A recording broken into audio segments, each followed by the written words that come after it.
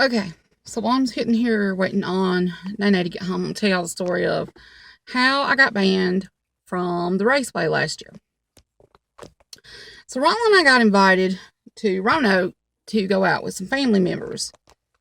And we stopped at the raceway to get gas in his truck. Anybody that knows Ronald knows he does not do debit cards. He don't even have a debit card. He pays for everything in cash. And he always gets receipt. So he goes into the store and he pays for $20 worth of gas and gets his receipt. He comes back out to pump his gas and he's standing there waiting and waiting and waiting, and the guy never turns the pump on. So he goes back in and he asks the gentleman, he says, "Could you please turn the pump on so that I can get my gas because I'm kind of in a hurry?" And the guy says, "You already pumped your gas." Ronald says, "No, I haven't pumped it yet because you haven't turned the pump on for me to get it." And he says, okay, we'll be out there in a minute. Because you know what the Indian do. So Ronald walks back out there and he's waiting and waiting and waiting. They never turn the pump on. So then this little older fella comes out and he's going from pump to pump to pump, and he's looking to see where the $20 worth of gas went to. And he comes over to us and he says, "I don't know what happened, man." He says, "We can't find your gas." "What the hell do you mean you can't find the gas? You turn the pump on and let him pump his gas." Okay, he paid for it. He's got his receipt. Just turn the pump on, let him get his gas, because we in a hurry. He says, okay, I'll go back in the store and talk to him. So he goes back in the store and he never comes back out. And they still don't turn the pump on. So Ronald goes back in. He's like, "Dude, I just want my $20 worth of gas. Just turn the pump on so I can get my gas and go." Well, the little Indian guy in there, he's like, oh, I'm so sorry. I give you a $10 free gas. I give you $10 free gas. Ronald's like, "Okay, whatever. Just, I'm in a hurry." So he comes back out and the little guy turns the pump on for him.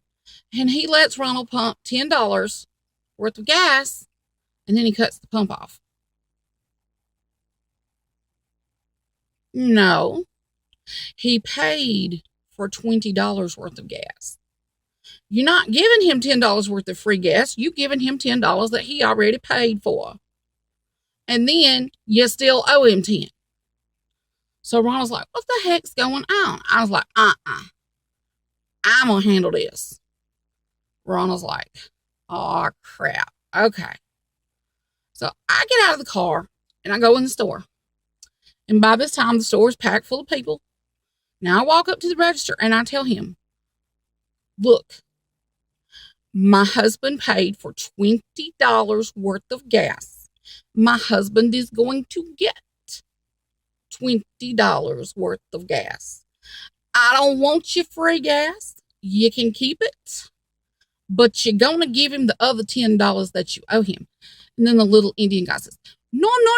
That $10, the free gas. I give him free gas. He pumped his 20 already. That $10 was free. He got $30 worth of gas." No, he got $10 worth of gas that he paid for, and you best to give him his other 10. So the little fella, he's just, no. That's not what happened. He got $30 worth of gas. No, that's not what happened. And you better turn the damn pump back on and let my husband get the other $10 worth of gas so that I'm not late meeting my family, because I'm going to the movies tonight and I'm going out to eat, and some damn body better give my husband the gas that he paid for. I said, "That little old $10 you can keep." And then the man says, "You not serve the same God I serve. You get out. You get out my store."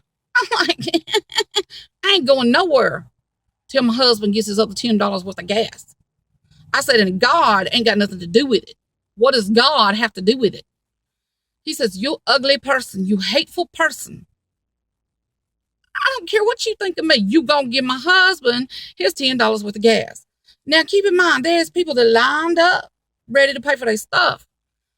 And this man, this little Indian man, is going to turn away from me and look at the man beside me and say, "Can I help you?" So I very politely put my hand up like this to the gentleman beside me.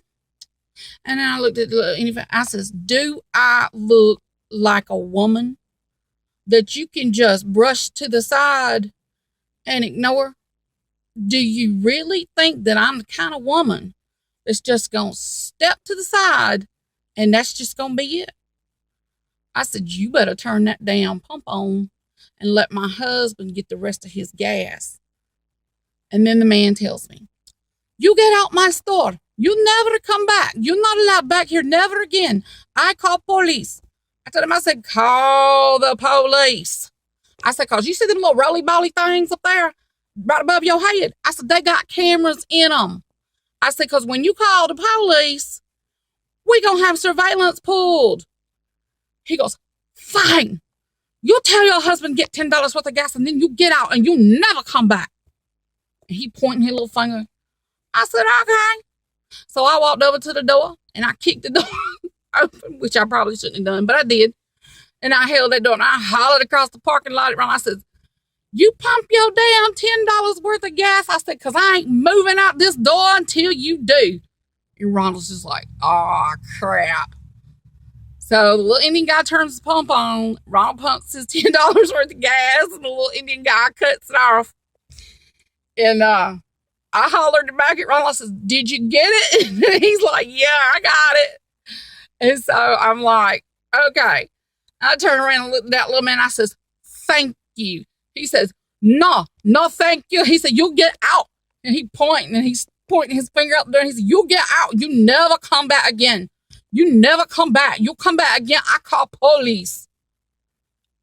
I don't give a damn. I done got my $20. I'm out of here now. It took that whole process was 40 minutes long to get $20 worth of gas. Really, dude? Really? So anyway, I'm banned from the raceway.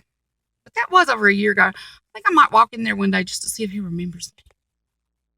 I wonder if he would.